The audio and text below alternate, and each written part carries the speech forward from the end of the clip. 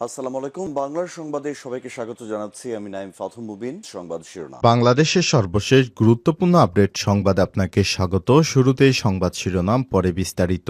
শুরুতেই জানাবো, ডিসেম্বর অথবা জানুয়ারিতে জাতীয় নির্বাচন, ভোট ব্যালটে বললেন ইসি মাসুদ। আমরা সুষ্ঠু গ্রহণযোগ্য নির্বাচন, প্রভাবমুক্ত থেকে জাতিকে সুন্দর নির্বাচন উপহার দিতে চাই বলে মন্তব্য করেছেন নির্বাচন কমিশনার আব্দুর রহমান এল মাসুদ। তিনি বলেছেন, কোনোভাবেই প্রভান্বিত হওয়ার সুযোগ নেই। প্রধান উপদেষ্টার ঘোষিত সময়ের মধ্যে এই নির্বাচন অনুষ্ঠিত হবে, ভোট গ্রহণের পরিবেশ সুন্দরভাবে সৃষ্টি হবে।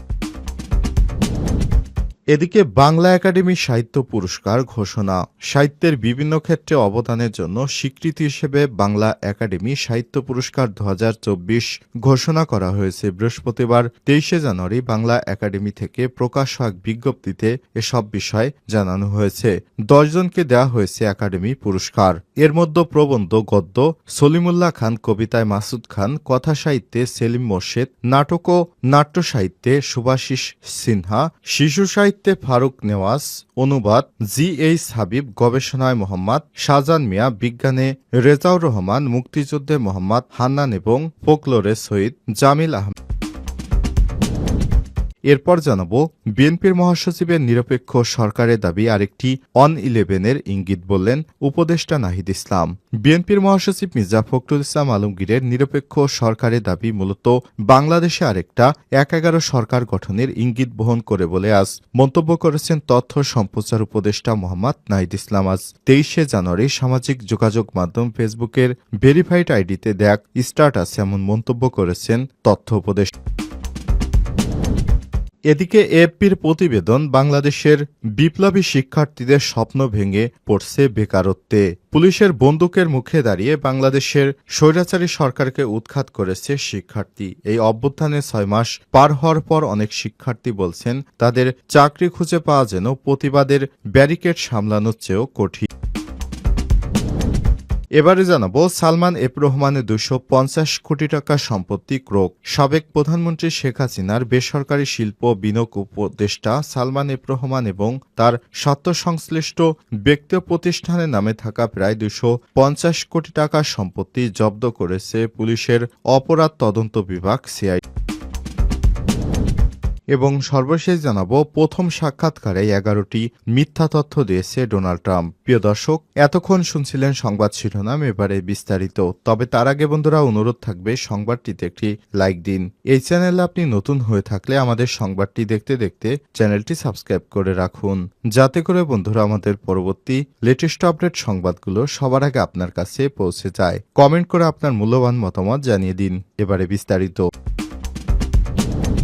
বিএনপির মহাসচিবের নিরপেক্ষ সরকারের দাবি আরেকটি ১/১১-র ইঙ্গিত বললেন নাহিদ। বিএনপির মহাসচিব মির্জা ফখরুল ইসলাম আলমগীরের নিরপেক্ষ সরকারের দাবি মূলত আরেকটা ১/১১ সরকারের গঠনের ইঙ্গিত বহন করে বলে মন্তব্য করেছেন তথ্য সম্প্রচার উপদেষ্টা মোহাম্মদ নাহিদ ইসলাম। বৃহস্পতিবার 23 জানুয়ারি সামাজিক যোগাযোগ মাধ্যম ফেসবুকের ভেরিফাইড আইডিতে দেয়া স্ট্যাটাসে তিনি এমন মন্তব্য করেছেন। পাঠকের সুবিধার্থে স্ট্যাটাসটি হুবহু তুলে ধরা হল।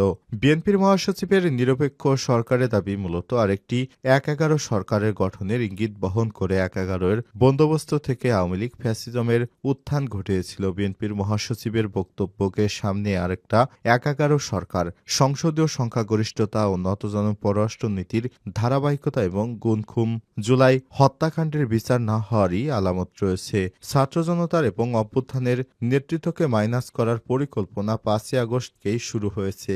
এদিন যখন ছাত্র জনতা রাজপথে লড়াই করেছে, পুলিশের গুলি অব্যাহত রয়েছে, তখন আমাদের আপোষকামী অনেক জাতীয় নেতৃত্ববৃন্দ ক্যান্টনমেন্টে জনগণকে বাদ দিয়ে নতুন সরকার করার পরিকল্পনায় ব্যস্ত ছিলেন। অনেকেই ছাত্রদের কথাও বলেছেন সেখানে। আমরা 3 আগস্ট থেকে বলে আসছি, আমরা কোনো সরকারের সেনা শাসন বা জরুরি অবস্থা মেনে নিব না। আমাদেরকে বারবার ক্যান্টনমেন্টে যেতে বলা হলে আমরা যেতে অস্বীকার করি। শেষ পর্যন্ত গণভবনে আলোচনা ও ও বার্গেনিং এর মাধ্যমে ডক্টর ইউনূসকে প্রধান অন্তর্বর্তীকালীন সরকার গঠনের সিদ্ধান্ত গ্রহণ করা হয়। আমরা চেয়েছিলাম ফ্যাসিবাদ বিরোধী রাজনৈতিক দলগুলো ও নাগরিক সমাজের সমন্বয়ে একটা জাতীয় সরকার গঠন করা। জাতীয় সরকার হলে ছাত্রদের হয়তো সরকারে আসার প্রয়োজন হতো না। জাতীয় সরকার অনেক স্থায়ী হবে এই বিবেচনায় বিএনপি জাতীয় সরকারে রাজি হয় নাই। কিন্তু অভ্যুত্থানের পরেই দেশে জাতীয় সরকারের প্রয়োজনীয়তা সবচেয়ে বেশি ছিল। অথচ বিএনপি জাতীয় সরকারের কথা বলতেছে সামনের নির্বাচনের পরে। ছাত্ররাই এই সরকার এবং বিদ্যমান বাস্তবতার একমাত্র ফ্যাক্টর, যেটা ১১ সরকার থেকে বর্তমান সরকার সম্পূর্ণভাবে আলাদা করে। বিএনপি কয়েকদিন আগেই -2 এর আলোচনা করলেও এখন ক্ষমতায় যার পথ সুগম করার জন্য নিরপেক্ষ সরকারের নামে আরেকটি ১১ সরকারের প্রস্তাবনা করছে। এ ধরনের পরিকল্পনা গণতন্ত্র ও জাতীয় স্বার্থের বিরুদ্ধে যাবে এবং ছাত্র জনতা কোনোভাবেই এটা মেনে নিবে না এবং আমি মনে করি এটা বিএনপির বিরুদ্ধে ষড়যন্ত্র। এই সরকার জাতীয় সরকার না হলেও সরকার আন্দোলনের সব পক্ষেরই অংশীদারিত্ব রয়েছে এবং সব পক্ষই নানান সুবিধা ভোগ করছে। সরকার গঠনের আগেই ৬ আগস্ট অ্যাটর্নি জেনারেল এবং পুলিশের আগের আইজিপি নিয়োগ হয়েছিল, যারা মূলত বিএনপির লোক। এরকমভাবে সরকারের উপর থেকে নিচ পর্যন্ত নানা স্তরে বিএনপিপন্থী লোক রয়েছে। নির্বাচনে নিরপেক্ষতার কথা বলে ওই বাস্তবতাও মাথায় রাখতে হবে।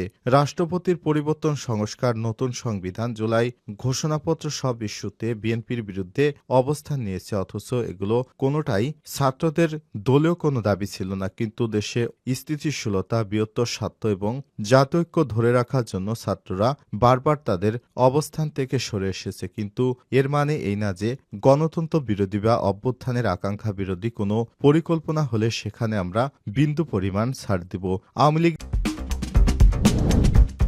ডিসেম্বরে অথবা জানুয়ারিতে জাতীয় নির্বাচন, ভোট ব্যালটে, বললেন ইসি মাসুদ। আমরা সুষ্ঠু গ্রহণযোগ্য নির্বাচন, প্রভাবমুক্ত থেকে জাতিকে সুন্দর নির্বাচন উপহার দিতে চাই বলে মন্তব্য করেছেন নির্বাচন কমিশনার আব্দুল রহমানের মাসুদ। তিনি বলেছেন, কোনোভাবেই প্রভাবান্বিত হওয়ার সুযোগ নেই। প্রধান উপদেষ্টা ঘোষিত সময়ের মধ্যেই এই নির্বাচন অনুষ্ঠিত হবে। ভোট গ্রহণের পরিবেশ সুন্দরভাবে সৃষ্টি হবে।